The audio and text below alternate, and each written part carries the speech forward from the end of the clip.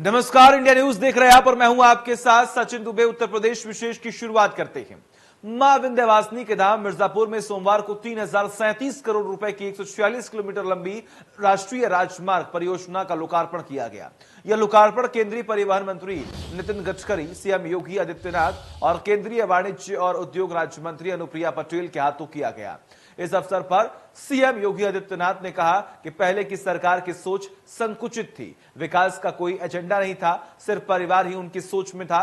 2014 के बाद जो सरकार आई उसके लिए पूरा देश ही उसका परिवार है। आजादी के बाद से सड़क ट्रांसपोर्ट के मामले पर जितना कार्य 2014 तक नहीं हुआ था, उससे अधिक 2014 के बाद से अब तक हो चुका है।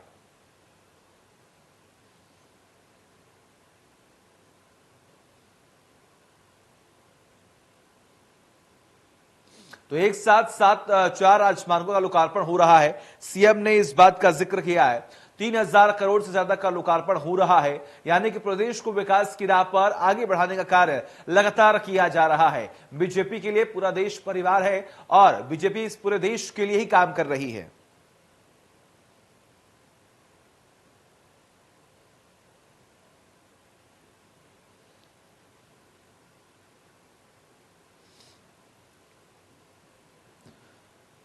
आपको जानकारी दे कि मिर्जापुर पहुंचे हुए थे सीएम योगी आदित्यनाथ और वहां पर सड़क का लोकार्पण किया गया। विशेष तौर पर आपको जानकारी दे कि सड़क और परिवहन पर तेजी से काम किया जा रहा है। सीएम योगी आदित्यनाथ ने इस बात का जिक्र किया और इसके अलावा आपको जानकारी दे कि जो और तमाम अहम मुद्दे हैं उन पर भी अब सरकार लगातार काम कर रही है। आगे बढ़ते हैं। सीएम योगी आदित्यनाथ का जौनपुर दौरा। जौनपुर सीएम योगी आदित्यनाथ का बयान सामने आया है। भारत दुनिया की बड़ी ताकत बन रहा है, निर्माण क्षेत्र में तेजी आई है। पिछली सरकारों की सोच छोटी थी, पीएम मोदी के नेतृत्व में भारत ताकत बना है। पिछली सरकार में परिवार ही प्रदेश था, छोटी सोच के लोग बड़ा काम नहीं कर सकते, कुछ पार्टियां परिवार तक सीमित रह गईं। विकास के हाईवे को नया स्वरूप मिला। विकास के लिए विराट सोच की जरूरत है। राम सेतु के निर्माण पर काम चल रहा है। पहले नौकरी वसूली के लिए निकलती थी, अब पारदर्शी तरीके से नौकरी मिल रही है।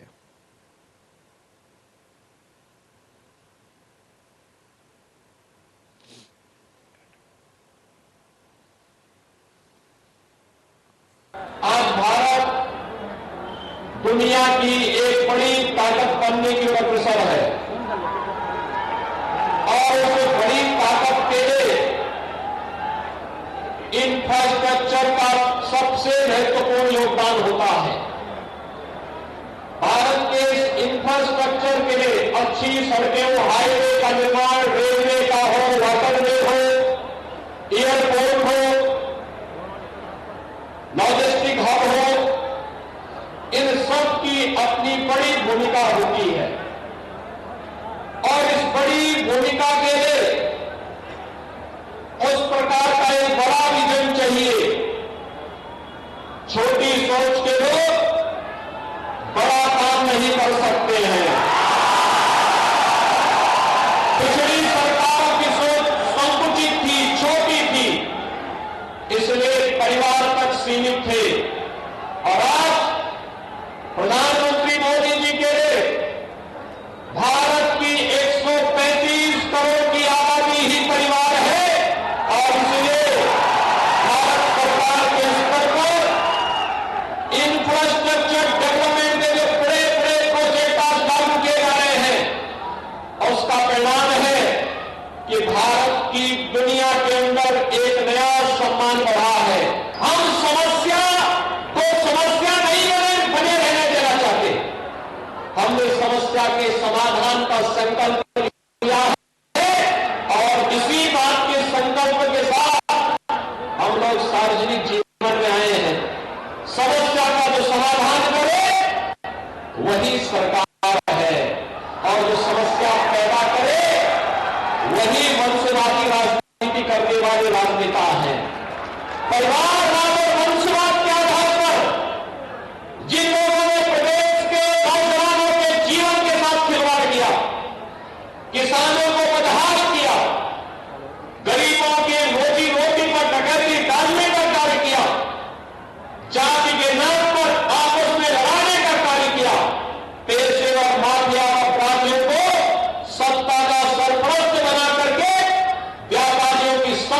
पर कब्जा करने उद्यमियों को जागने का कार्य किया। वैसे तो ठंड उत्तर प्रदेश में अपना रुख दिखाने लगी है और पर सियासत गलियारों में राजनीतिक गर्मियां बढ़ने लगी हैं। विधानसभा के महासंग्राम में जनता को अपनी पार्टी के पक्ष वोट डालने के लिए तरह तरह के हथकंडे का प्रयोग कर रही है। आज उसी क्रम में अमेठी सांसद स्मृति ईरानी ने अमेठी की जनता को रामलला के दर्शन कराने का मन बनाया। स्मृति ईरानी के प्रतिनिधि विजय गुप्ता, प्रदेश सरकार के मंत्री सुरेश पासी ने अयोध्या दर्शन के लिए 3 बसों को हरी झंडी दिखाकर रवाना किया। बता दें कि अमेठी के 17 ब्लॉकों से लगभग 2500 दर्शनार्थियों को ये बस रामलला के दर्शन करवाएगी।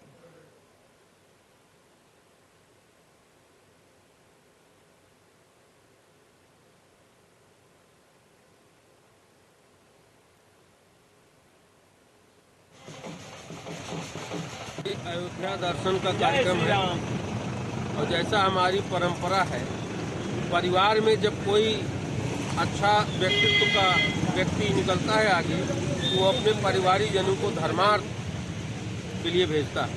उसी परिप्रेक्ष्य में हमारी दीदी, हम सब की दीदी स्मृति ईरानी जी ने आज क्षेत्र की जनता जो अयोध्या दर्शन करना चाहते हैं उनको पूरे उत्साह के साथ भेजने का काम किया।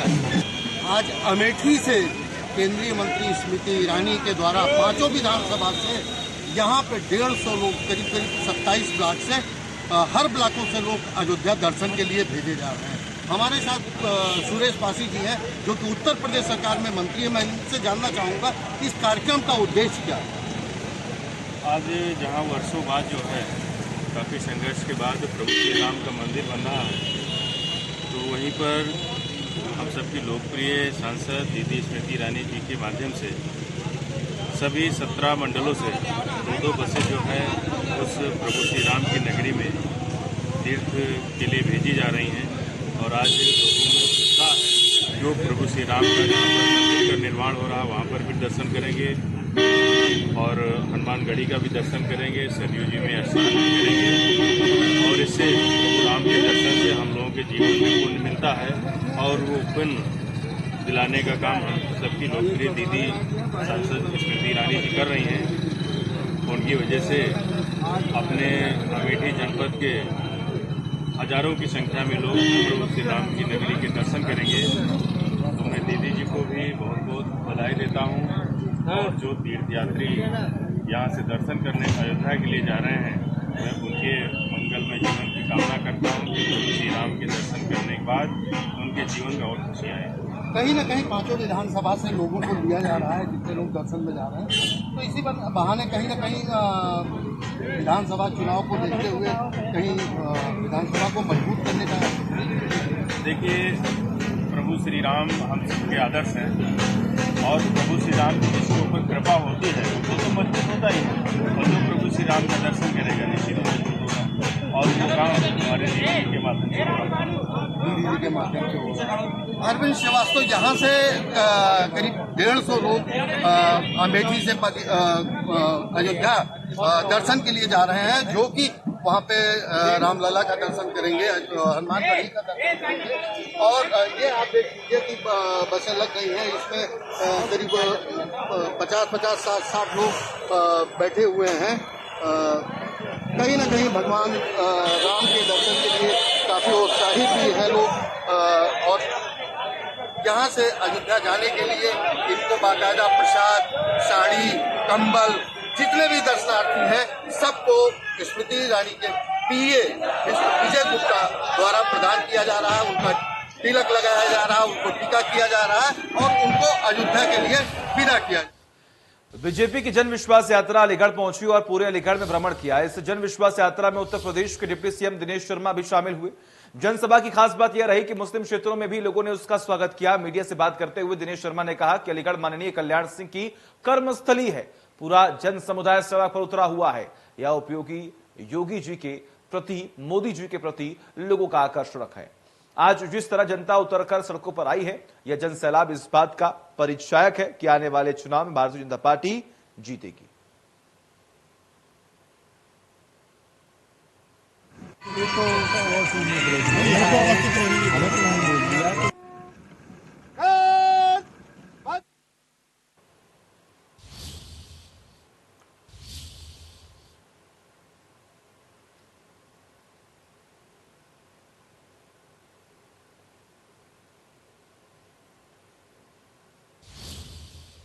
काशीराम बहुजन मूल निवासी पार्टी की राष्ट्रीय अध्यक्ष सावित्री बाई फुले की मौजूदगी में कई सदस्यों ने पार्टी की सदस्यता ली है। इस मौके पर सावित्री बाई फुले ने कहा कि पार्टी सपा से गठबंधन के साथ 2022 के विधानसभा चुनाव लड़ेंगी, एक मंच पर आकर बीजेपी को सत्ता से बाहर करेंगी। इसको लेकर अखिलेश यादव के घरों पर आयकर की छापेमारी भी चल रही है। हमारे सहयोगी ने खास बातचीत की, देखिए।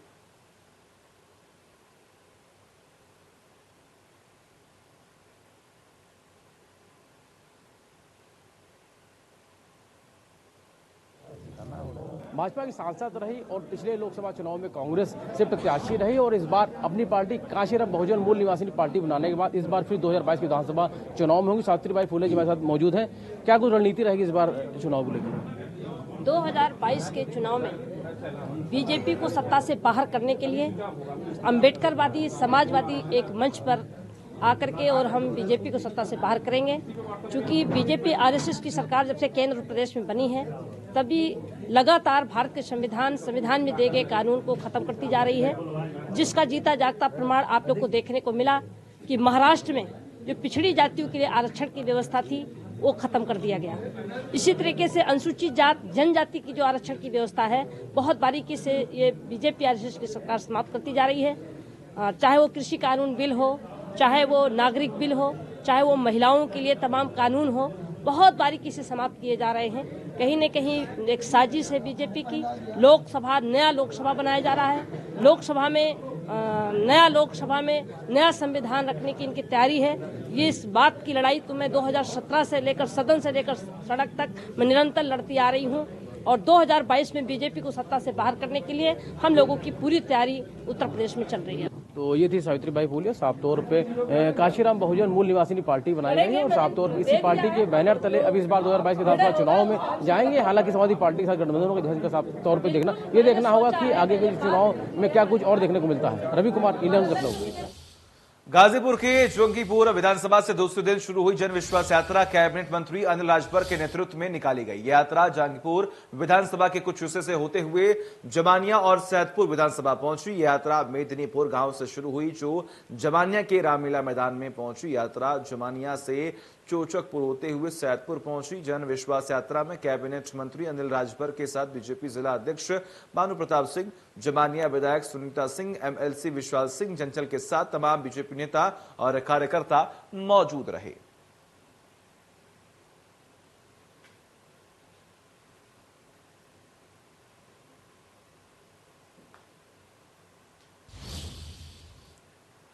आगे बढ़ते हैं। मुजफ्फरनगर से अगली खबर है। गंगा बैराज पर पहुंची भाजपा की जन संदेश यात्रा। विधानसभा चुनाव 2022 से पहले जन संदेश यात्रा बिजनौर से शुरू हुई बीजेपी की जन संदेश यात्रा पश्चिम की सभी विधानसभा क्षेत्रों में घूमेगी जन संदेश यात्रा। बीजेपी कई बड़े लीडर जन संदेश यात्रा में हैं मौजूद।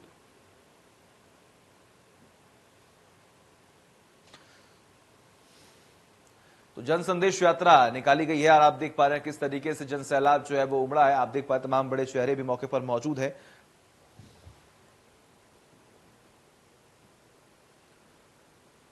तो विधानसभा चुनाव 2022 से पहले जन संदेश यात्रा जो है वो निकाली गई है और पूरी कोशिश यहां पर यह की जा रही है कि हर एक जनता तक पहुंचा जाए और जो काम बीजेपी द्वारा की गई है वो आम जनता को बताया जाए।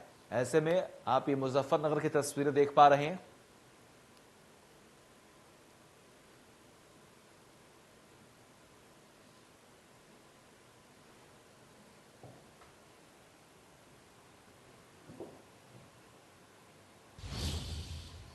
बहराइच में कांग्रेस पार्टी की तरफ से महिला शक्ति यात्रा का आयोजन किया गया। विधानसभा चुनाव के मद्देनजर आयोजित किए गए इस महिला शक्ति यात्रा में जनपद की हजारों महिलाएं शामिल हुई। लड़की हूं लड़ सकती हूं का नारा लेकर महिलाओं ने कांग्रेस की दमदारी का प्रदर्शन भी किया। यह यात्रा शहर के विभिन्न चौक चौराहों से होती हुई कस्बे तक निकाली गई। आपको बता दें कि आगामी चुनाव में कांग्रेस पूरी दमदारी के साथ प्रदेश की सीटों को जीतने का दावा कर रही है।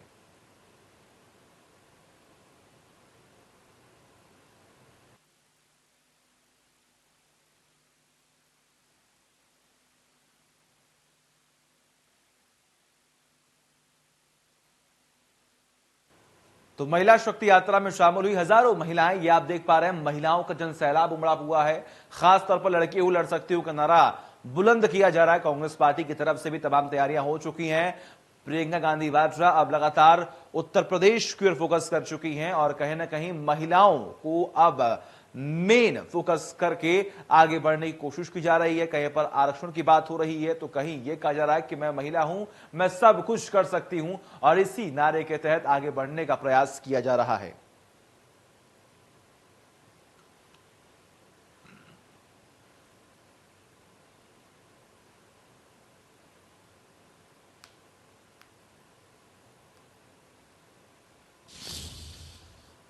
उत्तर प्रदेश के विधानसभा चुनाव 2022 से पहले जन जन तक पहुंचने के लिए बीजेपी ने प्रदेश भर में जन विश्वास यात्रा निकाली। बीजेपी की जन विश्वास यात्रा आज अलीगढ़ पहुंची और पूरे अलीगढ़ में भ्रमण किया। इस दौरान हमारे सहयोगी ने एमएलसी चंद्र शर्मा से खास बातचीत की, सुनिए। बीजेपी नेता हमारे साथ मौजूद है। देखिए, तस्वीरों में भी आपने अच्छी तरह से देखा कि जन विश्वास यात्रा में काफी बड़ी मात्रा में यहाँ लोग मौजूद है और खासकर डिप्टी सीएम दिनेश शर्मा खुद मौजूद रहे। ये जन विश्वास यात्रा देर रात अलीगढ़ आ गई थी और अलीगढ़ आने के बाद आज अलीगढ़ की विभिन्न विधानसभा में होते हुए छर्रा विधानसभा आई है। देखिए, हमारे साथ तमाम लोग मौजूद हैं, हम इनसे बात करेंगे। सर, जन विश्वास यात्रा आज अलीगढ़ में आई है, किस तरीके से आप लोगों का विश्वास जीतने में कामयाबी हासिल करेंगे? देखिए, जनविश्वास यात्रा में जिस प्रकार से जन सैलाब उमड़ रहा है उससे स्पष्ट रूप से तस्वीर साफ हो रही है कि जनता ने योगी जी और मोदी जी के काम पर मोहर लगाने का मन बना लिया है और उनके काम पर मोहर लगाकर पहले से भी ज्यादा प्यार उनका भाजपा के प्रति उमड़ रहा है। निश्चित रूप से भाजपा पहले से भी ज्यादा प्रचंड बहुमत के साथ सरकार बनाने जा रही है। ये आज के इस विश्वास को देखकर हम कह सकते हैं। लेकिन सारा विपक्ष तो एक होता हुआ जा रहा है, जितना भी जो पार्टियां थी वो गठबंधन करती हुई जा रही है। जिनको जब लगता है, कमजोर लोग हमेशा से गठबंधन बनाते हैं। जिनको लग रहा है कि भाई एक बहुत बड़ा संगठन हो गया है भारतीय जनता पार्टी, इससे अकेले पार पाना संभव नहीं है, इसलिए वो अपने जो मूल विचार है उनको भी छोड़कर आपस में गठबंधन करने का प्रयास कर रहे हैं। जो आपस में प्रचंड दुश्मन थे, जो एक दूसरे को प्रचंड हानि पहुंचाया करते थे, एक दूसरे के बारे में खराब भाषा बोला करते थे, वे भी एकजुट होने का प्रयास कर रहे हैं। किसी भी प्रकार से उनका एक ही मकसद है कि भाजपा को रोका जाए और यह अभी संभव नहीं है, जनता ने तय कर लिया है। अच्छा, एक लास्ट सवाल मैं आपसे और पूछूंगा, मथुरा से ही क्यों ये जन विश्वास यात्रा निकाली और खासकर शुरू योगी आदित्यनाथ के द्वारा? हमारी सारी यात्रा पूरे 6 के 6 क्षेत्रों में 6 यात्राएं निकल रही हैं और सभी तीर्थ स्थलों से निकली है। तो इस तरह बिजनौर में हमारी जो पश्चिम में निकली है वो बिदुरकुटी से निकली है, यहाँ मथुरा से निकली है। इसी प्रकार सभी तीर्थ स्थलों से हम लोगों ने उनको हमने ध्यान में रखा है। हम लोग आस्थावान हैं, भगवान में आस्था रखते हैं, इसलिए वहीं से हमने उनका आशीर्वाद लेकर आरंभ किया है। मथुरा में खुद योगी आदित्यनाथ मौजूद रहे। हाँ, भगवान कृष्ण का आशीर्वाद लेने के लिए वो वहाँ पहुंचे थे और भगवान कृष्ण का भी आशीर्वाद भगवान राम जी और महादेव जी की तरह हम पर रहेगा, ऐसा हमें विश्वास। चुनाव लड़ेंगे क्या? ये